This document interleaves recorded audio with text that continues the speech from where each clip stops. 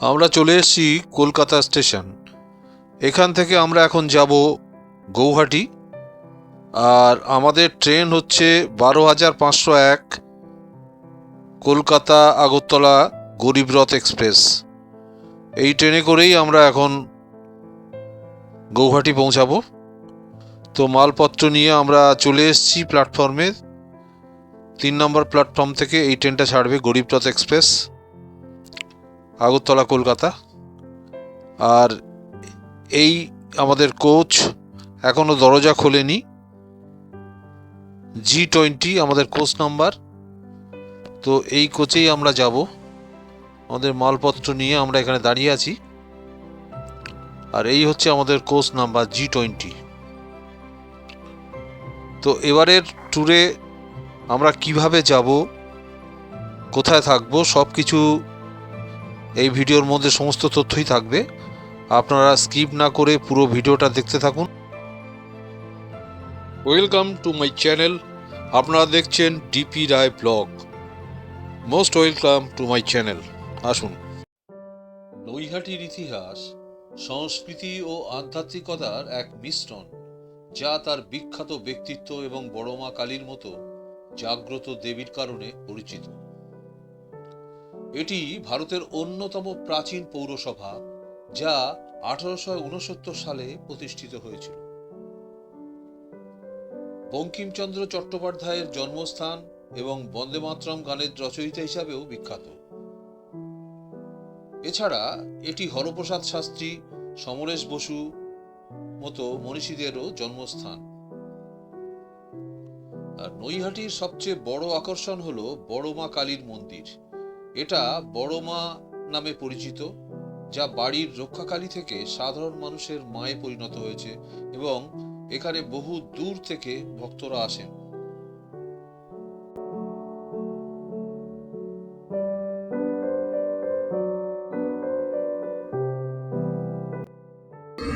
Good morning. কালকে রাতে Kolkata station থেকে গরিবরথে উঠেছিলাম। রাত 9:45-এ ট্রেনটা ছেড়েছিল। এখন আমরা এনজিপিতে পৌঁছে গেছি। 7:40-এ ট্রেনটি এনজিপি স্টেশনে পৌঁছে গেছে। এখন এনজিপি স্টেশনে দাঁড়িয়ে আছে, 10 মিনিটের হল্টিং। তারপরে এখান থেকে আবার গুয়াহাটির উদ্দেশ্যে ট্রেনটা যাত্রা করবে।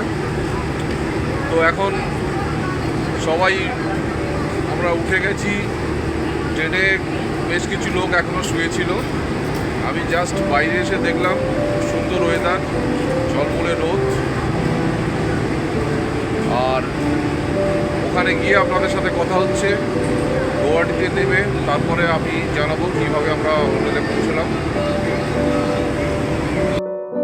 উত্তরবঙ্গ এমনিতেই সুন্দর, বিশেষ করে দার্জিলিং, ডুয়ার্স, জলদাপাড়া এবং মালদার মতো জায়গাগুলির জন্য বিখ্যাত।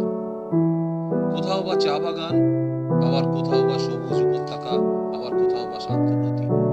এক কথায় অনবদ্য। ট্রেনের জানলা দিয়ে বাইরের এই সবুজে মোড়া দৃশ্য দেখতে দেখতে আমরা এগিয়ে চললাম। কলকাতার ব্যস্ত জীবন থেকে বেরিয়ে এরকম শান্ত নিরিবিলি পরিবেশ পেলে মন্দ লাগে না। আমার তো ভালোই লাগে।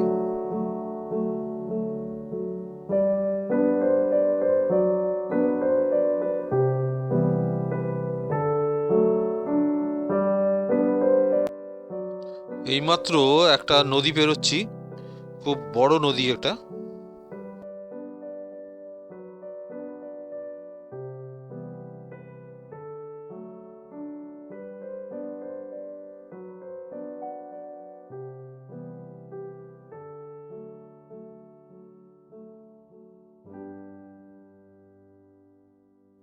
আমরা কোচবিহার পৌঁছে গেলাম, নিউ কোচবিহার। আর এই সেই কোচবিহার যা পশ্চিমবঙ্গের একটি অন্যতম পর্যটন কেন্দ্র।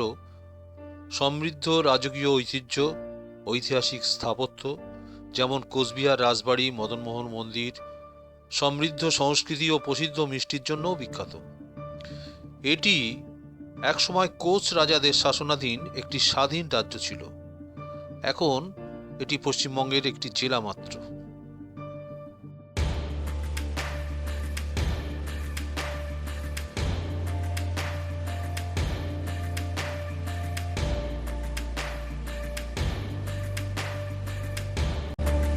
দেখতে দেখতে আমরা গৌহাটি জংশন পৌঁছে গেলাম।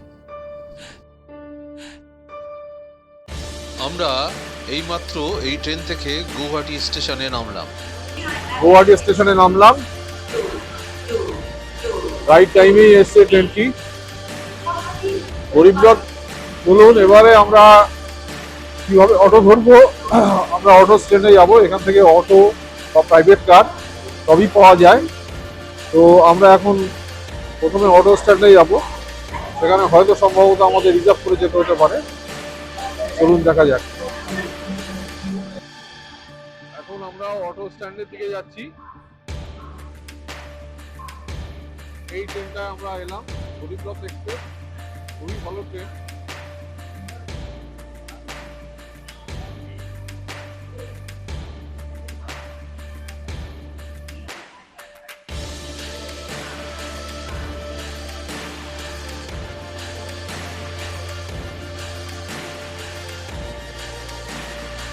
আমরা এখন এসকেলেটর দিয়ে উপরে উঠছি। যারা বয়স্ক লোক আছেন তাদের পক্ষে সুবিধা হবে, তাদের ওই সিঁড়ি ভাঙতে হবে না। এসকেলেটর দিয়ে আমরা উপরে উঠে যাব।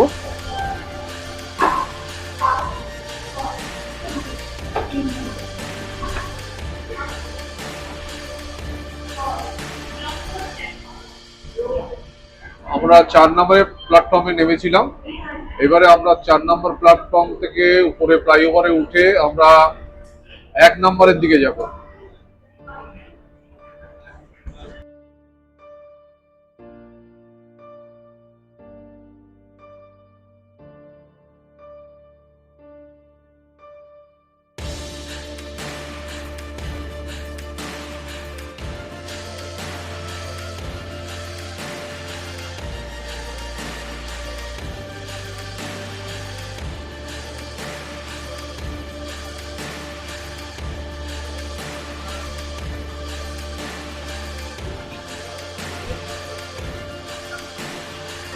গুয়াহাটি স্টেশনটা অসাধারণ করেছে। ওঠার এবং নামার জন্য আমাদের কোনো পরিশ্রম করতে হলো না। প্রত্যেকজন যাত্রী খুব অনায়াসে ওঠা নামা করতে পারছেন। এটা আমার মনে হয় বড় বড় সব স্টেশনগুলিতেই হওয়া উচিত। কামাখ্যা মন্দির যাবে? কত নেবেন? কয়জন আছে? 2 জন। কি উপর পর্যন্ত যাবে? হ্যাঁ হ্যাঁ, উপর পর্যন্ত। কত নেবেন? কত আগে? না না, 250 টাকা নেবেন। দাদা আপনারা আসা যাওয়া করার মানুষ। হ্যাঁ, সেই জন্যই বলছি তো। আপনারা মার্কেটিং করলে আমরা ভালো লাগে দাদা। নতুন মানুষ আসলে সেই জন্যই বলছি আপনি বলুন, কারণ ঝগড়াঝাটি মানে ওঠার আগে করে নেওয়াই ভালো। ঝগড়াই করব, পরে দিয়া একদম 250 টাকা হবে কি? কেমনে হবে? কত বলছেন আপনি? 350 টাকা। না, 350 টাকা দেবো না। আসেন 300 টাকা দিয়ে আর কি আর মাথা খাবেন, দুনিয়াটা ঘুরে দেন।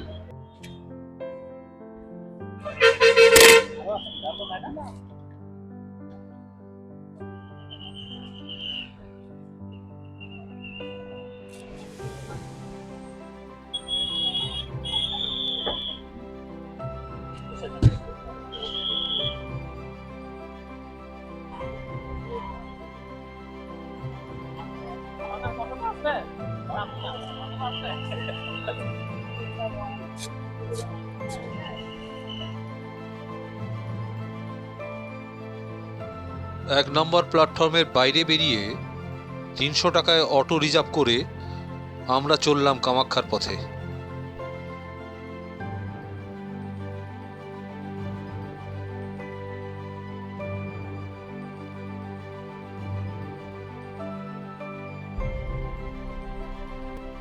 নীলাচল পাহাড়ের মাথায় আমরা যাচ্ছি কামাখ্যা মায়ের মন্দির দর্শন করতে। গৌহাটি স্টেশন থেকে কামাখ্যা মায়ের মন্দির বেশিক্ষণ লাগে না, অটোতে 20 মিনিটের মতো সময় লাগে।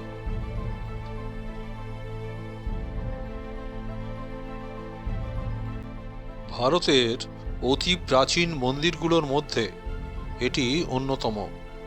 এটি 51 পীঠের অন্যতম একটি পীঠ।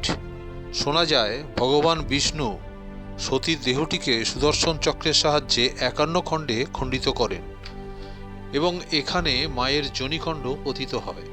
তাই মা এখানে যোনিরূপে শিলাখণ্ডে পূজিতা হন। কামাখ্যা তন্ত্র সাধকদেরও প্রাচীন সাধনাস্থল। তন্ত্র সাধনায় সিদ্ধি লাভের জন্য অনেক সাধু সন্ত এখানে এসে হোমযজ্ঞ করেন।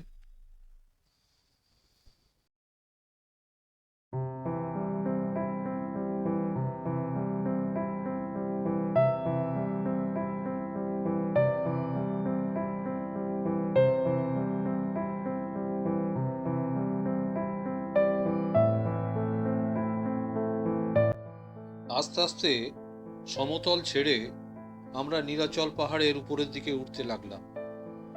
অটো যত উপরের দিকে উঠতে থাকে আশপাশের দৃশ্যপটও আস্তে আস্তে বদলাতে থাকলো।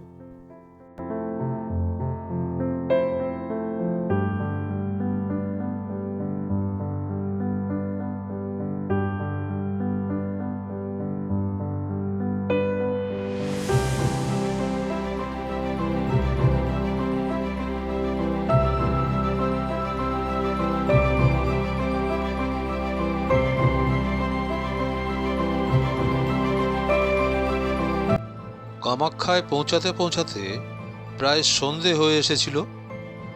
তো আমরা উপর থেকে অটোতে যাওয়ার সময় শহরের খুব সুন্দর বাড়িঘর দেখতে পেলাম। পাহাড়ের খাঁজে খাঁজে বাড়িঘরগুলো, ভিউটা অসাধারণ লাগছিল আমার কাছে, তাই সঙ্গে সঙ্গে এটাকে ক্যামেরাবন্দি করলাম। উপর থেকে গৌহাটি শহরটাকে দেখতে খুব সুন্দর লাগে।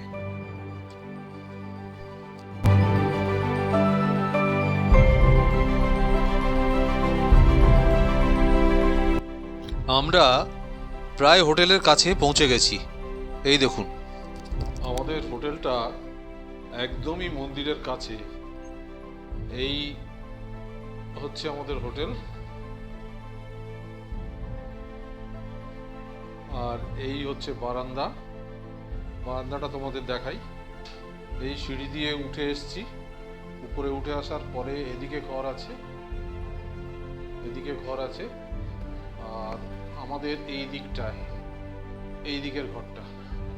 আর এই বারান্দা থেকে দেখো, মানে যারা মন্দিরে যাচ্ছে তাদের আমি দেখতে পাচ্ছি। এটাই হচ্ছে মন্দিরে যাওয়ার মেন রোড। এখানে সমস্ত ডালি বিক্রি হচ্ছে, সব লোকজন যাতায়াত করছে এই রাস্তা দিয়ে, একদম মন্দিরের কাছে। মানে এখান থেকে নেমে বাঁদিকে গেলেই, আমি আছি 3 তলায়, এখান থেকে নেমে বাঁদিকে গেলেই মন্দির। চলুন এবার ঘরের ভিতরটা দেখাই। এইটা আমাদের রুম, আর এই হোটেলটার নাম হচ্ছে এমডি লজ। মোটামুটি পরিষ্কার পরিচ্ছন্ন আছে, আর 2টো জানলা আছে, এদিকে একটা, বসার চেয়ার আছে, যা মোটামুটি বিছানার চাদর পরিষ্কারই দিয়েছে। আর এই 2টো জানলা, আর এদিকে জামা কাপড় রাখার জন্য আলমারি আছে, একটা টি টেবিল আছে, জুতো রাখার র্যাক আছে। আর এইটা হচ্ছে বাথরুম।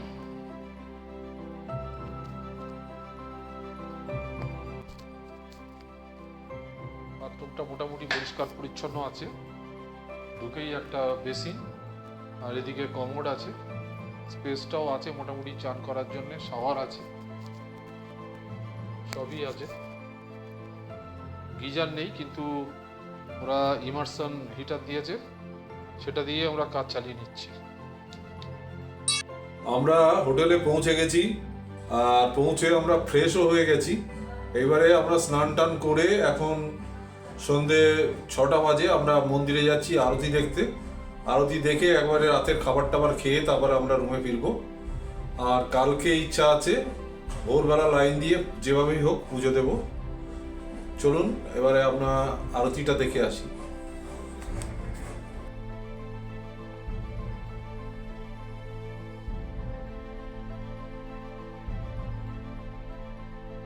এটাই মেন গেট, এখান থেকেই মন্দিরে প্রবেশ করতে হয়। চলুন ভিতরে যাই।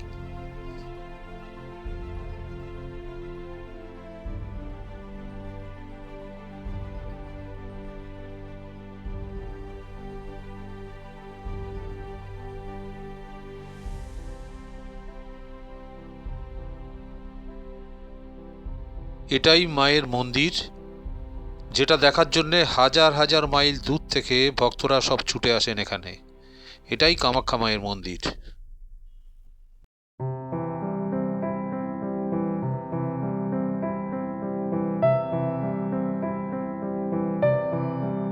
রাতের মায়াবী আলোয় মন্দিরটাকে দেখলে সত্যিই মুগ্ধ হতে হয়।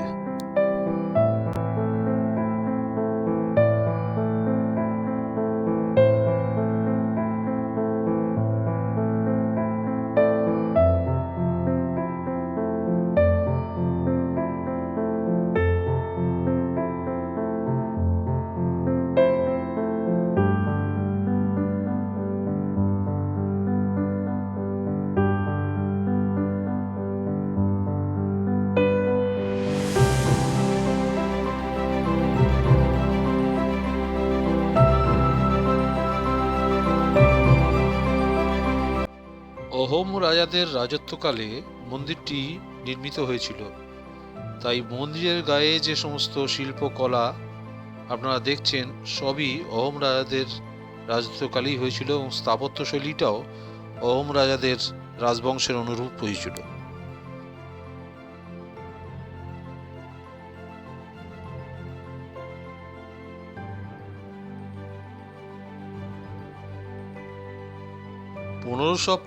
সালে কোচ রাজা নরনারায়ণ এটি তৈরি করেন। পরে কালাপাহাড় এটি ধ্বংস করলে চিলা রায় এটি পুনর্নির্মাণ করেন। বহুবার ধ্বংস হওয়ার পরেও মন্দিরটি আবার মাথা তুলে দাঁড়িয়েছে, আবার কোনো না কোনো রাজ পরিবার এগিয়ে এসেছে এবং এই মন্দিরটিকে তারা পুনর্নির্মাণ করেছেন, তাই এর ইতিহাস অতি প্রাচীন।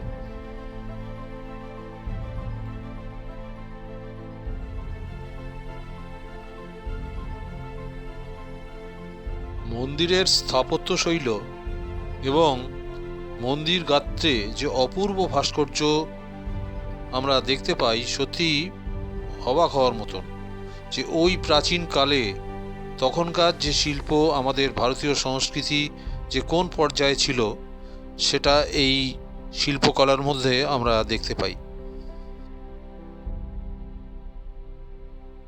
এবং হাজার হাজার বছর পরেও সেগুলো এখনো নষ্ট হয়নি, এখনো অটুটই আছে বলা যেতে পারে।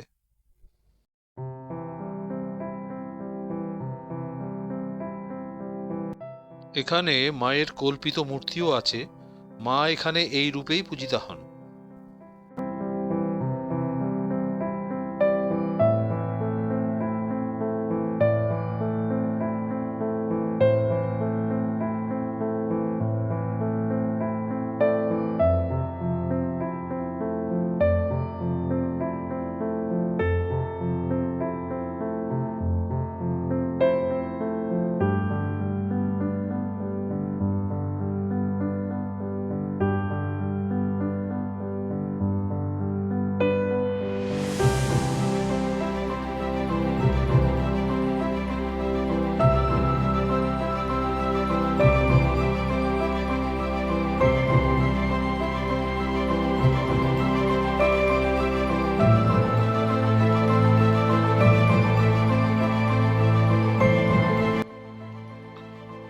এই সেই বিখ্যাত জায়গা যেখানে ভক্তরা পুজো দেওয়ার পরে ঘিয়ের প্রদীপ এবং ধূপ জ্বেলে দেয়।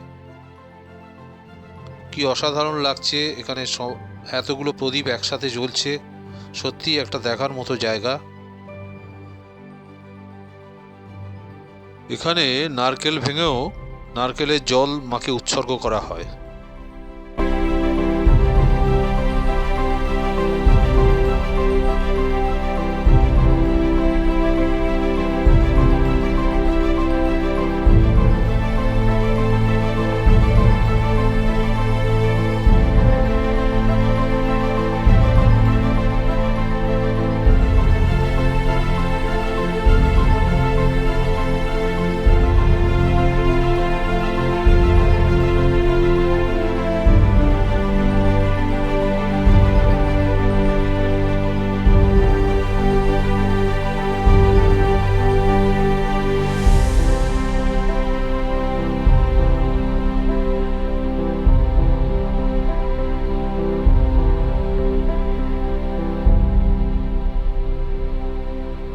এখান থেকেই মন্দিরে প্রবেশ করতে হয়। যারা ভিতরে গিয়ে পুজো দিতে চান এখান থেকেই প্রবেশ করবেন। যেখানে আপনার কোনো পয়সা লাগবে না, সেক্ষেত্রে আপনাকে একটু রাত থেকে লাইন দিতে হবে। রাত 3টে বা 4টে লাইন দিলে ভালো হয়, 7 থেকে 8 ঘন্টা সময় লাগে। আর একটা হচ্ছে ভিআইপি লাইন, সেক্ষেত্রে আপনাকে 500 টাকা করে টিকিট লাগবে এবং সেক্ষেত্রেও আপনাকে 3 থেকে 4 ঘন্টা লাইনে দাঁড়াতে হবে। তো এই হচ্ছে এখানকার সিস্টেম। আপনি আসলে সব জানতে পারবেন কোথা থেকে লাইনে দাঁড়াতে হবে। তবে ভিআইপি লাইনটা মন্দিরের গেটের সামনে থেকেই শুরু হয়, আর ফ্রি লাইনটা পিছনের দিক দিয়ে শুরু হয়। এ সবই হচ্ছে মায়ের মূল মন্দিরের গর্ভগৃহে ঢোকার জন্য, যেখানে মা পূজিতা হন।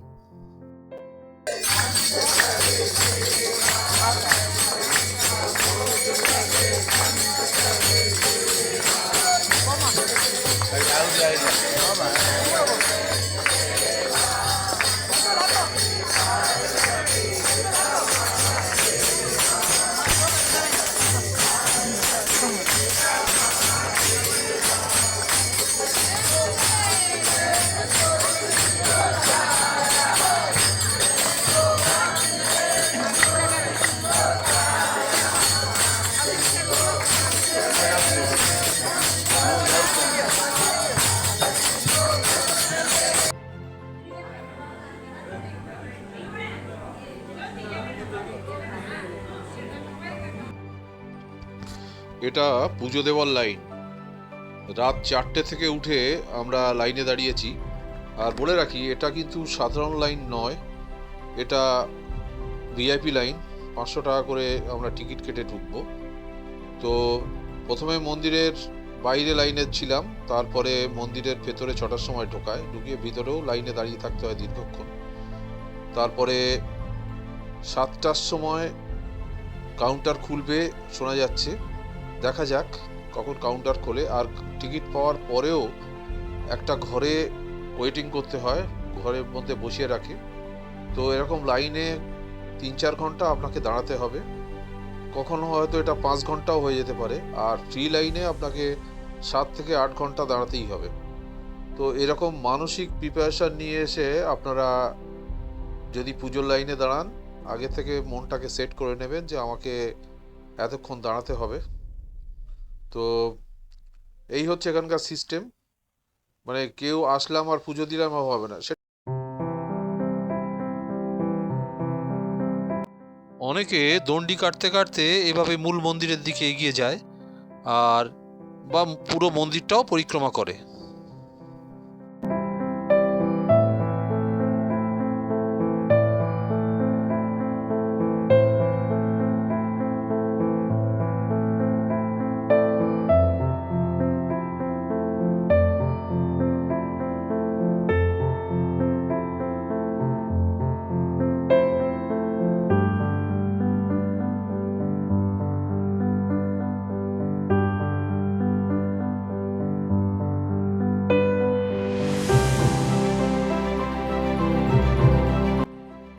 এবারে চলুন ফ্রি ভোগের জায়গাটা আপনাদের দেখাই, যেটা অন্ন সেবা কেন্দ্র।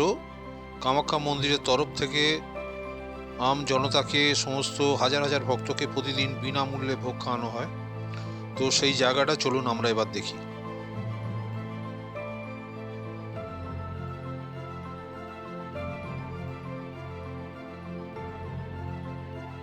এই সেই অন্ন সেবা কেন্দ্র, যেখানে প্রতিদিন হাজার হাজার ভক্তকে বিনামূল্যে ভোগ খাওয়ানো হয়। আপনারা পুজো দেওয়ার পরে চাইলে এখানে এসে বিনামূল্যে ভোগ গ্রহণ করতে পারেন। এটা শুরু হয় 12টা থেকে আর শেষ হয় বিকেল 4টে। আপনারা চাইলে এখান থেকে কুপন সংগ্রহ করে ভোগ গ্রহণ করতে পারেন। আমরাও এসে এখান থেকে কুপন সংগ্রহ করে ভোগ গ্রহণ করেছি। আর এটা মিস করবেন না, এটা অবশ্যই আপনারা যাবেন। কামাখ্যা মন্দিরে আমরা কিভাবে এলাম, কিভাবে পুজো দিলাম, কোন হোটেলে থাকলাম, সব কিছু আপনাদের দেখিয়েছি। এবারে আমি হোটেলের ফোন নাম্বার আর কত টাকা হোটেলে নিয়েছে সব কিছু স্ক্রিনে দিয়ে দিচ্ছি, আপনারা একটু প্লিজ দেখে নেবেন। ভিডিওটা যদি আপনাদের ভালো লাগে একটা লাইক করে দেবেন প্লিজ। আর এই ধরনের ভিডিও পেতে আমার চ্যানেলটাকে সাবস্ক্রাইব করেও রাখতে পারেন। ধন্যবাদ ভিডিওটা দেখার জন্যে। দেখা হচ্ছে পরের ভিডিওতে নতুন কোনো গল্প নিয়ে। ততদিন সুস্থ থাকবেন, ভালো থাকবেন।